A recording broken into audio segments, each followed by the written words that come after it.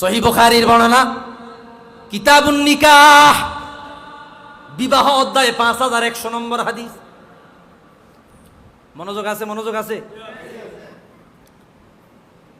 রাসূলুল্লাহর চাচা জান হযরত আব্বাস ঘুমের মধ্যে স্বপ্নে দেখলেন আবু লাহাবকে। আবু লাহাবকে স্বপ্নে দেখিয়ে বললেন, ইয়া আবা লাহাবিন মা বালুকা ফি আলামিল বারযাখ। রে আবু লাহাব, কবরে তোমার কি অবস্থা? ঈমান নিয়ে মারা যাইতে পারো নাই, ঈমান নিয়ে কবরে যাইতে পারো নাই, কবরে তোমার কি অবস্থা? আব্বাস রাসূলুল্লাহ চাচা, রাসূলুল্লাহকে বড় যন্ত্রণা দিলা, বড় কষ্ট দিলা।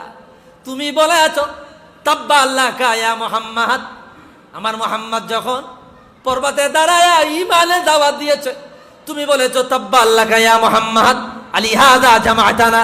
হে মুহাম্মদ, তোমার দুই হাত ধ্বংস হয়ে যা, এ কারণে তুমি আমাদেরকে একত্রিত করলা। আল্লাহ সহ্য করতে পারে নাই, তোমার বিরুদ্ধে সূরা নাজিল করে দিল তাব্বাত ইয়াদা আবি লাহাবি ওয়া তাব।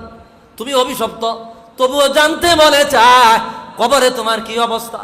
আবু লাহাব বলল, ভাই আব্বাস, আমার অবস্থা ভালো না, ঈমান নিয়ে যাইতে পারি নাই, বেঈমান হয়ে মারা গেলাম। তবে একটা খুশির খবর জানাই দেই, বুখারীর বর্ণনা। আল্লাহু আকবার বলে না, বুখারীর বর্ণনা। আবু লাহাব বলে, ভাই আব্বাস, ওয়ালাকিন্নাল্লাহা ইউখাফফিফু আন্নিল আযাবা ইয়াউমিল ইসনাইন। আল্লাহ তাআলা আমার আযাব দেয়, জাহান্নামের আগুনে জ্বালায়, বড় যন্ত্রণা দেয়, বড় কষ্ট দেয়। তুমি প্রতি সপ্তাহে সোমবার দিন যখন আমার কাছে আসে রে, আল্লাহ আমার কবরের আযাব হালকা করে দেয়, আমার আঙ্গুলের মাথায় একটু মধু দেয়, ওই মধু পান করি আমি বড় মজা পাই। আল্লাহু আকবার। বলে, তুমি কাফের, রাসূলুল্লাহর দুশমন, সোমবার দিন তোমার কবরের আযাব কেন হালকা করে দেয়? ভাইরা রে আমার, এইবার আবু লাহাব বলল, এটা কেন দেয়? ওয়া ইন্না যালিকা বিইতাকি বিসুয়াইবাতা ইনদামা বাশশারাতনি বিউলাদাতিন নবী সাল্লাল্লাহু আলাইহি ওয়াসাল্লাম ফাফারিহা বিহা ওয়া আতাকাহা। আমার ভাতিজা মুহাম্মদুর রাসূলুল্লাহ সাল্লাল্লাহু আলাইহি ওয়াসাল্লাম তাশরীফ যখন এনেছেন, সর্বপ্রথম আমার দাসী, আমি তো তখন জানতাম না ইনি বড় হয়ে নবী হবে। আমি জানি রে আমার ভাই এতিম বাচ্চা, আমার ভাতিজা জন্ম নিয়েছে, আমি বড় আনন্দিত হয়েছি। আমার দাসী সুয়াইবা আমাকে বলল, আবু লাহাব, বড় আনন্দের খবর রে, তোমার একজন ভাতিজা জন্ম নিয়েছে।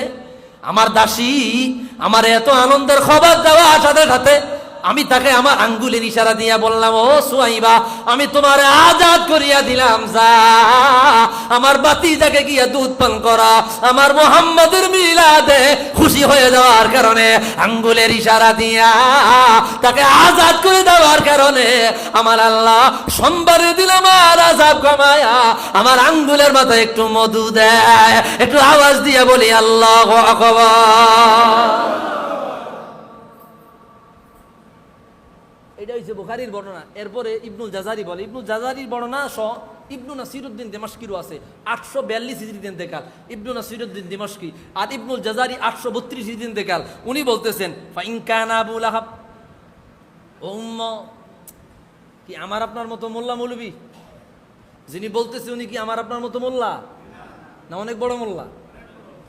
হায় হায়, ইমাম, ইমামুল আইম্মা, হাফিজুল হাদিস, যাদের ফতোয়া মতো হাদিস সহি হয় আর যাদের ফতোয়া মতো হাদিস জয়ীফ হয়, এত বড় মাফির ইমাম।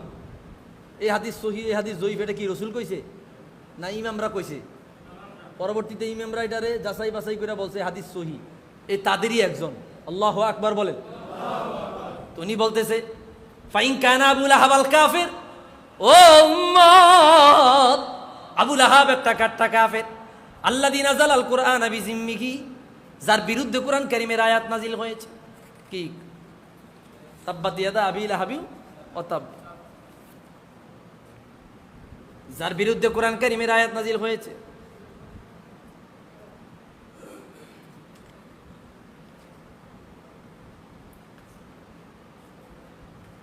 এরপরে বলতেছে, কোরআন কারীমের আয়াত বিরুদ্ধে আয়াত নাজিল হওয়ার পরে জাহান্নামী হয়ে গেল। বিফরহাতি লাইলাতি মাউলিদিন নবী সাল্লাল্লাহু আলাইহি ওয়াসাল্লাম, আমার আল্লাহ শুধুমাত্র হুজুরের মিলাদ মোবারকে খুশি হওয়ার কারণে এত বড় কাট্টা কাফের, ওনাকে যদি একদিন সপ্তাহে কবরের আযাব হালকা করে দিতে পারে রে, ফামা হালুল মুসলিমিন আল মুওয়াহিদ মিন উম্মতি মুহাম্মাদিন সাল্লাল্লাহু আলাইহি ওয়াসাল্লাম ইয়াসুররু বিমাউলিদিহি ওয়া ইয়াবযিল মা তাসিলু ইলাইহি কুদরতিহি বিমুহাব্বাতিহি। এইবার ইবনুল জাযারি বলে, উম্মত আবু লাগাব শুধু রাসূলুল্লাহ মিলাদে খুশি হওয়ার কারণে সপ্তাহে একদিন কবরের আযাব আল্লাহ হালকা করে দিয়েছে, আর বাকি দিন তাকে আযাব দেয়। আর উম্মতের মধ্যে যে ব্যক্তি ঈমান আনলো, মুসলমান হয়ে গেল, হুজুরের মিলাদে খুশি হয়ে গেল, হুজুরের মিলাদে খুশি হইল, মিলাদেও খুশি, সিরাতেও খুশি, ঈমান আনার পর রাহমাতুল লিল আলামিনের মিলাদে খুশি হইল। আবু লাহাব মিলাদে খুশি হইয়া একদিনের কবরের আযাব আল্লাহ যদি হালকা করে দেয়, তো মুসলমান যদি মিলাদে খুশি হইয়া মারা যায়, মুসলমান হইলে পরে তার কবরের আযাব আমার আল্লাহ সপ্তাহে 7 দিন তার কবরের আযাব হালকা করে দিতে পারে কি পারে না? তিনি বলতেছেন, যে ব্যক্তি রাসূলুল্লাহর মিলাদে খুশি হইল, আনন্দিত হইল, সমর্থ অনুযায়ী রাসূলুল্লাহর মহব্বতে যা কিছু ব্যয় করলো, আবু লাহাব একদিন মিলাদ মানানোর কারণে যদি তার একদিনের কবরের আযাব হালকা হয়, সাথে সে কাফের। আর যে মুসলমান প্রত্যেক বছর মিলাদ মাহফিল সাজাইলো এবং ঈমান নিয়া কবরে গেল, ওই ব্যক্তির কবরের আযাব আমার আল্লাহ সপ্তাহে 7 দিনেই মাফ করিয়া তারে জান্নাতি বানায়া দিবে। আল্লাহু আকবার।